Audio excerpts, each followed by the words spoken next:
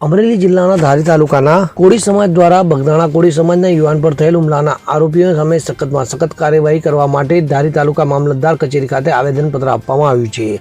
થોડા દિવસ પહેલા બગદાણા પાસે કોળી સમાજના નવનીતભાઈ ઉપર કેટલાક ઇસમો દ્વારા હુમલો કરવામાં આવ્યો હતો, જેના ઘેરા પ્રત્યાઘાત પૂરા ગુજરાત રાજ્યમાં પડ્યા છે। ત્યારે આજરોજ અમરેલી જિલ્લાના ધારી તાલુકાના સમસ્ત કોળી સમાજ દ્વારા મામલતદાર કચેરી ખાતે બગદાણા ગામે થયેલ હુમલાના આરોપીઓ સામે સખતમાં સખત કાર્યવાહી કરવા માટે આવેદનપત્ર આપવામાં આવ્યું હતું। ત્યારે આ આવેદનપત્ર આપવા દરમિયાન ખૂબ જ મોટી સંખ્યામાં તાલુકાની આજુબાજુના અને ગ્રામ્ય વિસ્તારમાંથી લોકો ઉમટી પડ્યા હતા। હા, મહુવા તાલુકાના બગદાણા ગામે જે હુમલો થયેલ છે એમાં રિયાલિટી વસ્તુ એવી છે કે ખરેખર સત્ય વસ્તુ લખાવવાના હેતુલક્ષી જે કંઈ બાબતો હતી એ વસ્તુમાં કોઈ પણ પ્રકારના ષડયંત્રથી જે મુખ્ય વ્યક્તિનું નામ ન હોવાથી આજે અમે સરકારને એવી વિનંતી કરવા આવ્યા છીએ કે આજે આખો એક સાચી ફરિયાદ લખાવવા માટે આવડો મોટો ગુજરાતનો કોળી સમાજ હોય, જો સાચી બાબત લખાવવા માટે જો એટલી બધી મુસીબતો વેઠવી પડતી હોય તો સરકારશ્રીને મારે એવું કહેવા માગું છું કે ભાઈ આ વસ્તુ જે છે આવા ખોટા કોઈ લુખેશ સંભાળે એ વસ્તુ વ્યાજબી નથી, એવું અમારા કોળી સમાજ વતી અમે કહેવા માગીએ છીએ।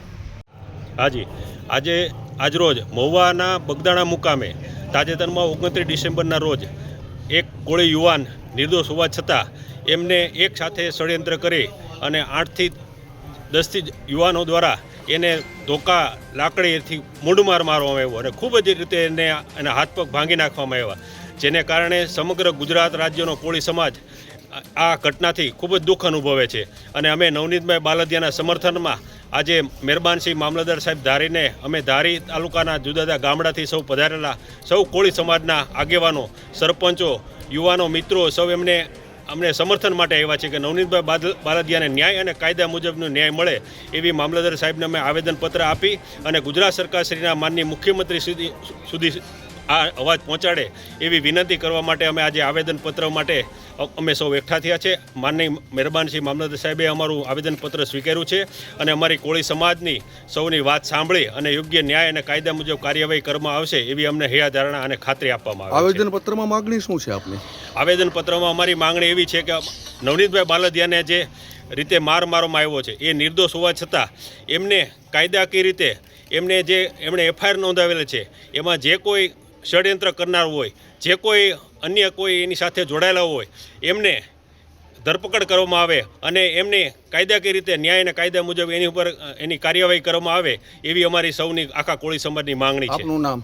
મારું નામ હરેશભાઈ મકવાણા, ગુજરાત રાજ્ય કોળી સમાજ ધારી તાલુકા।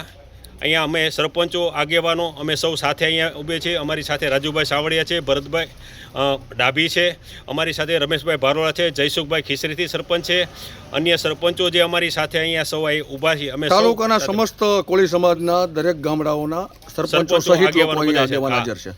હાજી, મેહુલ ત્રિવેદી સાથે CN24 ન્યૂઝ ધારી।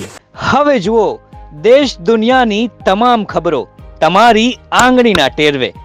ઉઠાવો મોબાઈલ અને ગૂગલ પ્લે સ્ટોર પરથી ડાઉનલોડ કરો અમારી CN24 ન્યૂઝ મોબાઈલ એપ।